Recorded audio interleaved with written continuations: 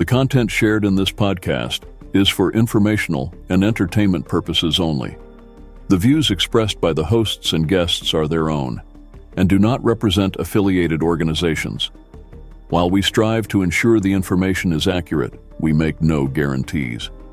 Listener discretion is advised.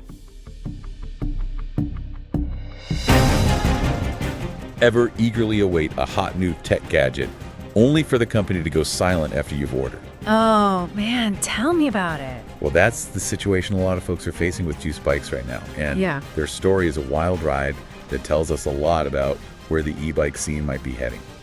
It's true. The company seems to have vanished almost overnight. And it's especially striking considering their early influence, particularly in North America.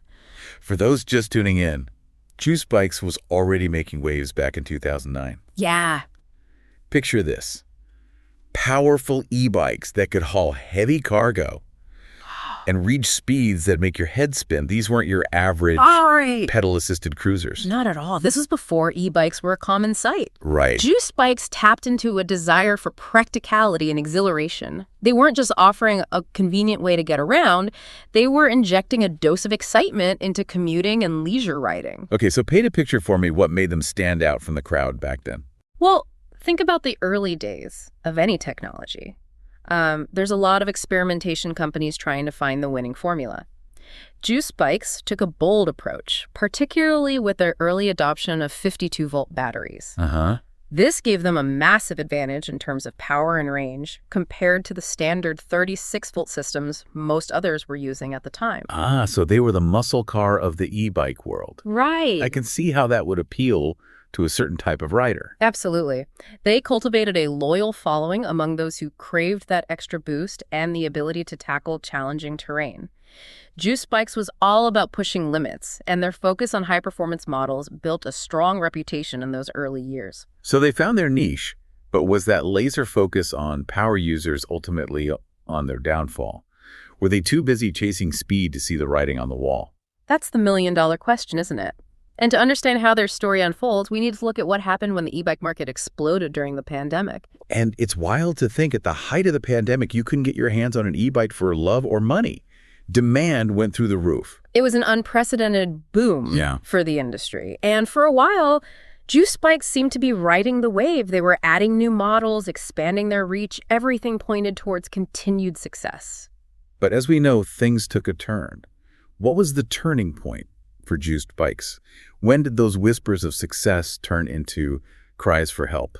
Well, remember those global supply chain issues that plagued so many industries? Oh, yeah. Juice bikes wasn't immune. They relied heavily on manufacturing overseas, particularly in China, and those once reliable pipelines started to break down. Delays became the norm, costs increased, and suddenly that recipe for success was starting to curdle. Oh, I remember those days. Everything was back-ordered from cars to webcams. You put your order in and cross your fingers that it would show up eventually. Exactly. And with e-bikes, it wasn't just the weight. These were significant purchases. People were shelling out thousands of dollars, often for product they desperately needed for commuting or work. Right. And then radio silence. Is that when the complaints started flooding social media? It's one thing to deal with delays. It's another thing entirely to be left in the dark. People were looking for updates, support, anything. And when those pleas were met with silence, frustration understandably boiled over. And did you see any of those Reddit threads? Oh, yeah. People were sharing some pretty hair-raising stories about their experiences with juiced bikes. Oh, absolutely. One story that sticks with me is about a small business owner who relied on their juiced bike for deliveries. Their bike broke down, they couldn't get parts, and the company was completely unresponsive. It ended up costing them their livelihood.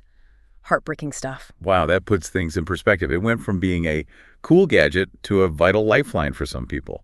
No wonder the backlash was so intense. Precisely.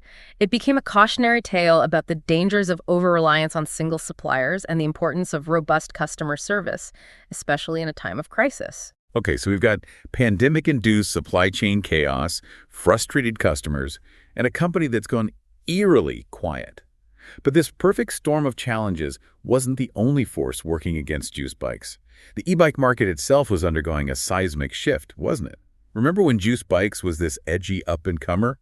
Well, suddenly, the e-bike market was flooded with new players. Yeah, it's the classic tale of a niche product going mainstream.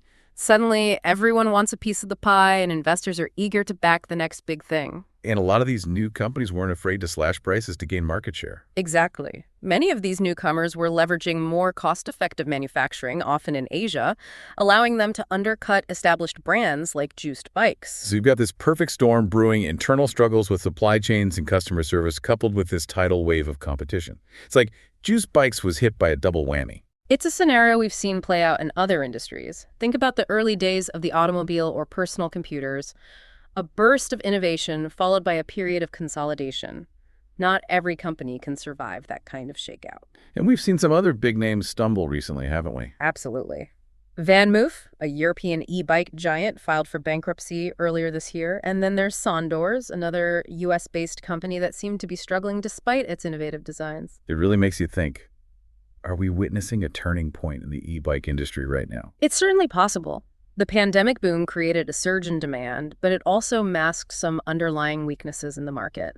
Now that things are settling down, we're seeing which companies built a solid foundation and which ones were built on hype. So what does this all mean for someone who's thinking about buying an e-bike? It feels like a bit of a Wild West out there. That's a great point. It's more important than ever to do your research.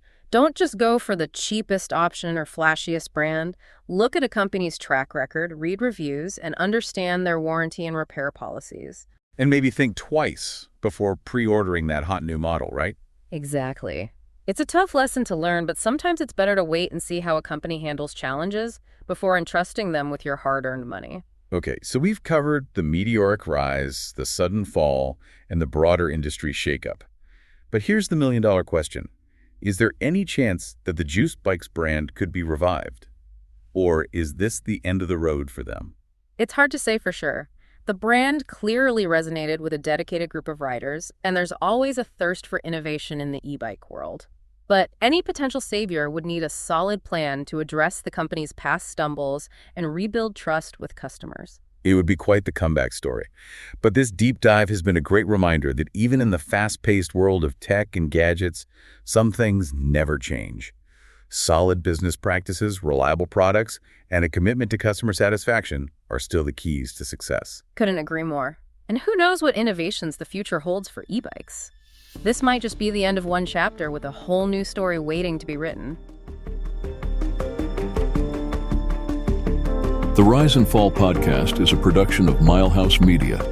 It is available on Apple Podcasts, Amazon Music, Spotify, iHeartRadio, YouTube, and other major podcast platforms.